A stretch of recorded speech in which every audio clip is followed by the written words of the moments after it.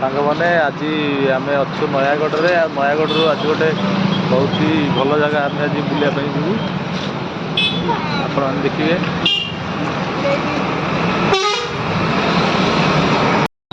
କେଉଁ ଜାଗା ଆଜି ଯିବା ଆମେ ସୋନୁ? ନୟାଗଡ଼ ଲଡ଼ୁ ବାବା ଟେମ୍ପଲ୍। ଲଡ଼ୁ ବାବା ଟେମ୍ପଲ୍। ଆଉ ତାହେଲେ ଏଇ ରୋଡ଼ରେ ଆମେ ବର୍ତ୍ତମାନ ଯିବୁ। ଏଇ ରୋଡ଼ରେ ଦେଖନ୍ତୁ।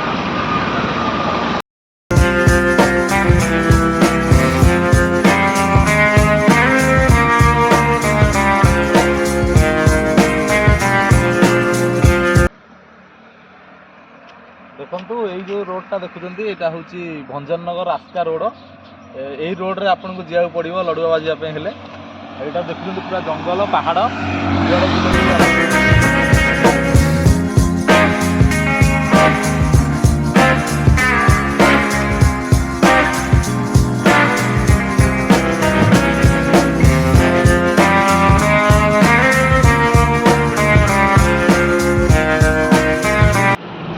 ବର୍ତ୍ତମାନ ଆମେ ଆସି ଲଡ଼ୁବାବା ମନ୍ଦିରରେ ପହଞ୍ଚିଗଲୁ। ଲଡ଼ୁବାବା ମନ୍ଦିର ଏଠି ଭୋଗ ଦୋକାନ ସାଇଡ଼ରେ ସବୁ ରହିଛି, ଦେଖିପାରୁଥିବେ।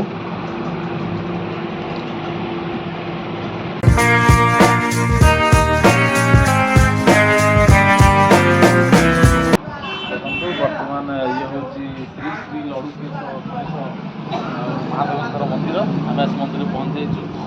ଚାଲନ୍ତୁ ମନ୍ଦିର ଭିତରକୁ ଯିବା, ଦେଖିବା କ'ଣ ମନ୍ଦିରରେ ରହିଛି।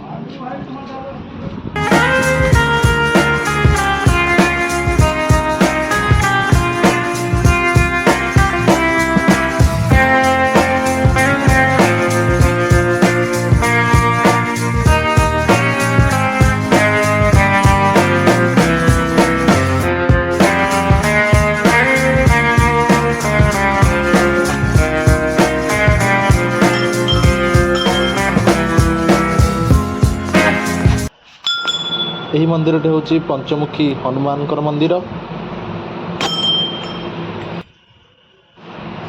ଏଇଠାରେ ହନୁମାନ ବିରାଜମାନ କରିଅଛନ୍ତି।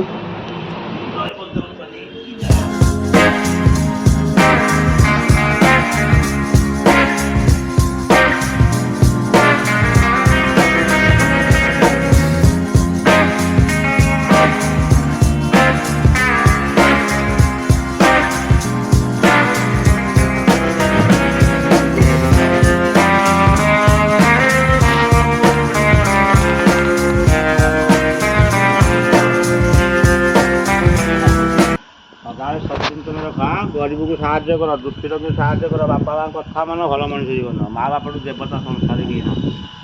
ମା ବାପା ବଡ଼ ଦେବତା କ'ଣ କହିବି, ତାଙ୍କ କଥା ହିଁ ମାନିବ, ସବୁ ବିପଦ ଅଟିଯିବ। ଏ ମନ୍ଦିରଟା ନନା କେତେ ବର୍ଷ ହେଲାଣି? ଇଏ ମନ୍ଦିର ଇତିହାସରେ ନାଁ ନାହିଁ। ଏ ବଡ଼ ମନ୍ଦିର, ଇଏ ମନ୍ଦିର ଇଏ କରିଛି କ'ଣ ତା ଇତିହାସରେ ନାହିଁ। 2022 ମସିହା ପୂର୍ବରୁ ହେଇଯାଉଛି, ଆପଣ ଇତିହାସରେ ନାଁ ନାହିଁ। ତାପରେ ଏଇ ସବୁ ଯେଉଁ ହେଇଛି ରଣପୁରା ନାରାୟଣ ସବୁ କରିଛନ୍ତି। ଶାସ୍ତ୍ର ନଥିଲା ବେଳେ ମନ୍ଦିର ହେଇଯାଇଛି। ଆପଣଙ୍କ ବହୁ ପୂର୍ବପୁରୁଷ ବହୁତ ପୂର୍ବପୁରୁଷ ହାଣ୍ଡିଆ ଟିକା ପିତ୍ତଳ ରଖା, ଶିଆଳି ଠୁଙ୍ଗାରେ ମାଟି ବଢ଼ାଇକି ଭୋଗ ରୋଷେଇ। ଗୋସ୍ ପାଦ ନଥିଲା, କାଳିଗାଈ କ୍ଷୀର ଦେଉନଥିଲା। ନାମ କାଳିଗାଈ ଜନ୍ମରା ମତରେ ଗନ୍ଧର୍ବ ଲଡ଼ୁଗଡ଼ ସିଏ ଜନ୍ମରା ମତରେ ତାର ମା ଦୀକ୍ଷା ନେବା ପାଇଁ ଗାଈ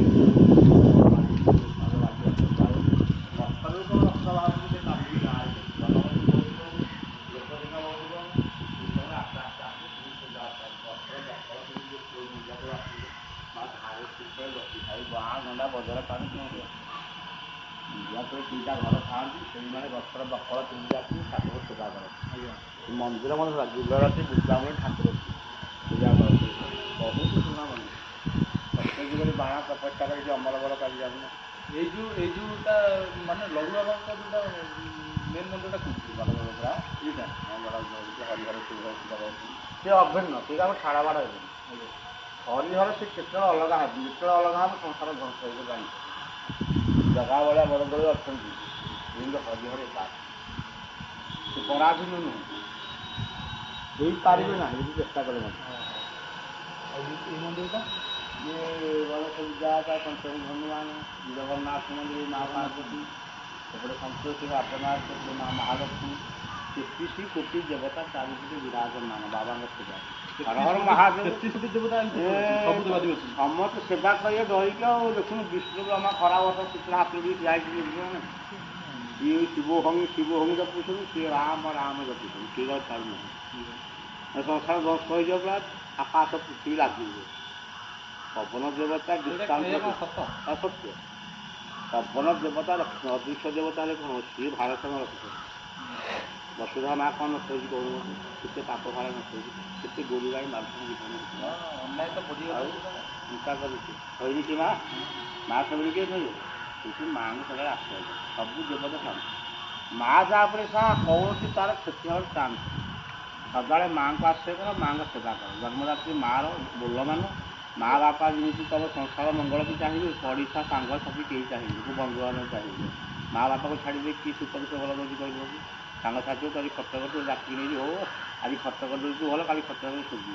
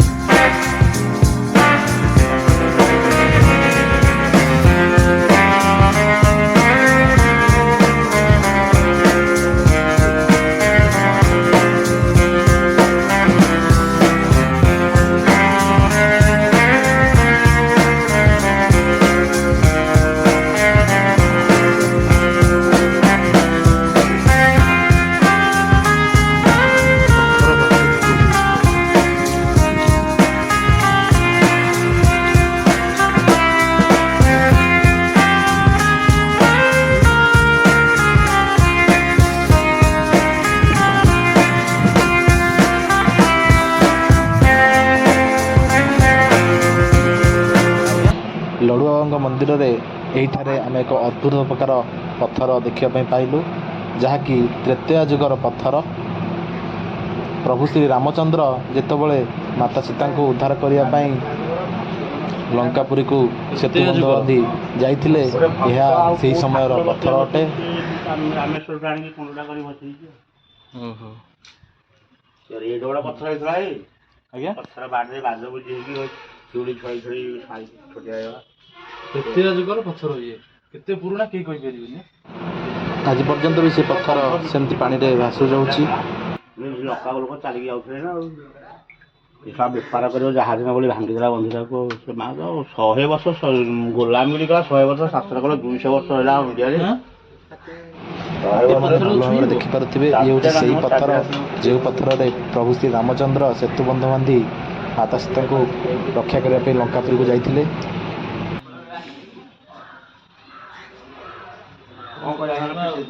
ଠାକୁରଙ୍କର ମହିମା ନାଇଁ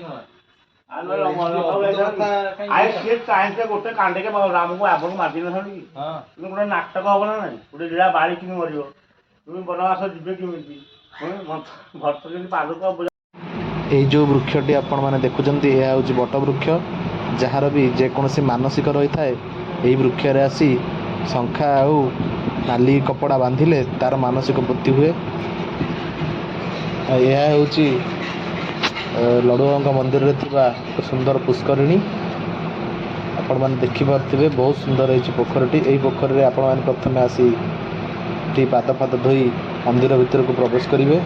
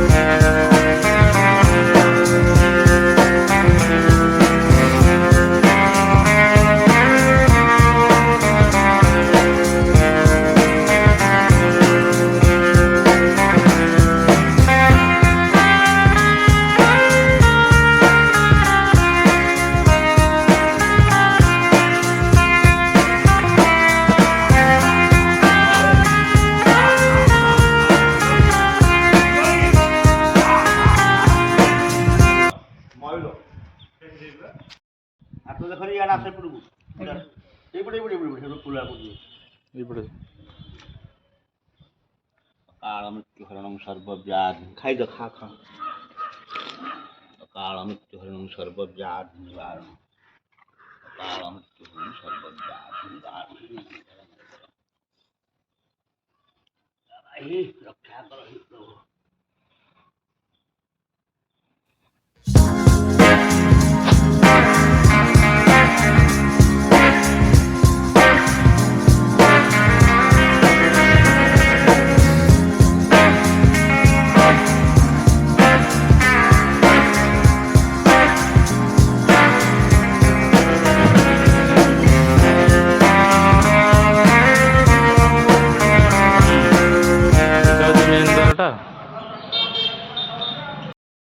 ଗୋପାଳ ମାରିକି ବର୍ତ୍ତମାନ ଭଗବତ ଖାଇକିରି ତାକୁ ଯିଏ ମାରିବ ସିଏ ବରପୁତ୍ର ଜଗନ୍ନାଥଙ୍କୁ କହିଦେଲି।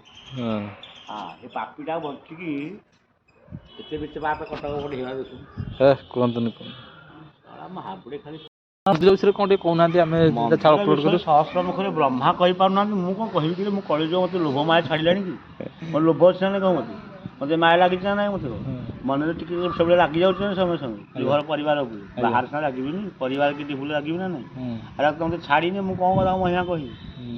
ବ୍ରହ୍ମା ସହସ୍ର ମୁଖରେ ତାଙ୍କ ମହିମା କହିପାରୁନାହାନ୍ତି ଯାହାଙ୍କ ମହିମା ମୁଁ କଳିଯୁଗ ମଣିଷ କ'ଣ କହିବି। ଖାଲି ଏତିକି କଥା ସେ ଦେଇଛନ୍ତି ସତ ମାର୍ଗୀ ହ ସତ କହ କାହା ମନେ ଦୁଃଖ ଦେନା ଜୀବ ପ୍ରତି ଦୟା ରଖି ଯଦି ପାରୁଛୁ ଲୋକଙ୍କର ଉପକାର କରି ଜନତାଙ୍କର ମାନବ ସେବା ମାଧବ ସେବା ସଙ୍ଗେ ସମାନ ଏତିକି ସେବା କରିକି ଛାଡ଼େ ଶାନ୍ତି ଲୋକ ଯାଆନ୍ତୁ ତା ମନରେ କଷ୍ଟ ଦିଏ ନା କାହାକୁ ଲୁଟିକି ପଇସା ପତ୍ର ରୋଜଗାର କର ଅଶାନ୍ତ ଦେଲେ ଧାର୍ଯ୍ୟ ଯାହା କରିବ ନ୍ୟାୟରେ କର। ତମେ ତ ସଦାବେଳେ ତମ ପଛେ ପଛେ ଥିବେ ଆଗରେ ପଛେ ଯୋଉଠି ଡାକିବ ଶୁଣିବେ ଠାକୁର। ଭକ୍ତ ମୋର ପ୍ରାଣର ଧନ ତତେ କହିଲି ପରା ବିପତ୍ତି ନ ଆସୁ ଯଦି ବିପତ୍ତି ଆସେ ମା ଝାଡ଼େଶ୍ୱରୀ ଖାଲି କହିଦେବୁ ମା ଝାଡ଼େଶ୍ୱରୀ ମୁଣ୍ଡିଆ ତଳେ ମା ଝାଡ଼େଶ୍ୱରୀ ଦୁର୍ଗା ମା ଧୋଇ ଭଣ୍ଡାର ତଳେ ଥିବ 10 କିଲୋମିଟର ଆସେନି ପାହାଡ଼ ରାମକୃଷ୍ଣ ପରମହଂସ କୋଉଠି ଏଇ ଯୋଉ ସେ ଯୋଉ ରୋଡଟା ଯାଇଛି କି ଯୋଉ ଥାନା ଆଗରେ ଥାନା ଆଗକୁ ଯୋଉ ରୋଡଟା ଯାଇଛି ସେଟା ଝାଡ଼େଶ୍ୱରୀ ସେଠି ରହୁଛନ୍ତି ରାମକୃଷ୍ଣ ପରମହଂସ ପାଇ ଯାଇଛନ୍ତି ଏଇଠୁ।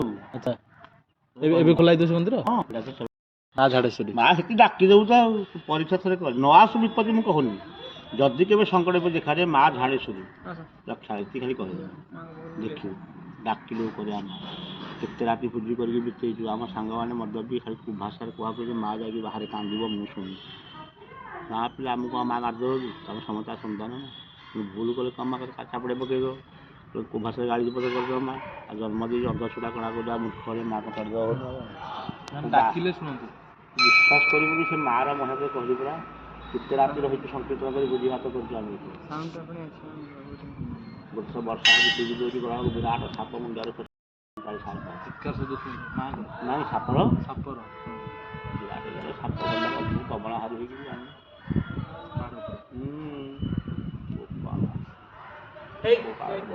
ନାଁ ପରା ଭଣ୍ଡାର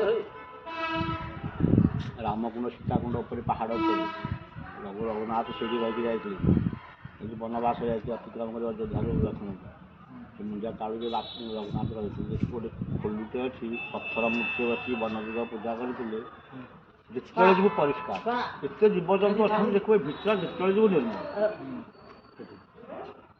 ମାଓବାଦୀ ମାନେ କହିଲେ ପତାକା ଉତ୍ତୋଳନ ହେଇପାରିବନି ରାତି 11ଟାରେ ଚଢ଼ିକି 10 କୋଟି 10 ଟଙ୍କା ଟର୍ଚ୍ଚ ଧରି 10 ଜଣ ସାଙ୍ଗ ପାହାଚା ପାହାଚା ବାଉଁଶ ହଣା ହେଲା ତ୍ରିରଙ୍ଗା ପତାକା ସିଏ ଗୋଟେ ଡକରା ଦେଇଥିବେ କି ପତାକା ଉତ୍ତୋଳନ କରିପାରିବେ ଆମେ ରାତି 10ଟାରେ ମୁଣ୍ଡିଆକୁ ଚଢ଼ିକି ଗଲୁ ପାହାଚା ପାହାଚା ବାଉଁଶ ହଣା ହେଲା ତ୍ରିରଙ୍ଗା ପତାକା କିଣିକି ନେଇଥିଲୁ ବାନା ବନ୍ଧ ଉପରେ ଉଡ଼େଇଲୁ ତ୍ରିରଙ୍ଗା ପତାକା ରାତି ଆମେ ସାଙ୍ଗମାନେ ଆପଣମାନେ ଦେଖିଲେ ଯାହାକି ସିଏ ଯେଉଁ ମନ୍ଦିର ଆମେ ପୁରା ଡିଟେଲ୍ ସବୁ ପୂଜାରୀଙ୍କ ଠାରୁ ବୁଝିଲେ ଆମର ତ ସାଙ୍ଗମାନେ ଆଜି ବର୍ତ୍ତମାନ ଆମେ ଏବେ ଫେରି ଯାଉଛୁ ପୁଣି ଦେଖା ହେବ ଆଉ ଏକ ନୂଆ ବ୍ଲଗ୍ରେ ଯଦି ଭିଡ଼ିଓଟି ଆପଣମାନଙ୍କୁ ଭଲ ଲାଗିଛି ତେବେ ଲାଇକ୍ କରିବେ ସେୟାର କରିବେ ସବସ୍କ୍ରାଇବ୍ କରିବେ ଏବଂ ତଳେ କମେଣ୍ଟ କରିଦେବେ।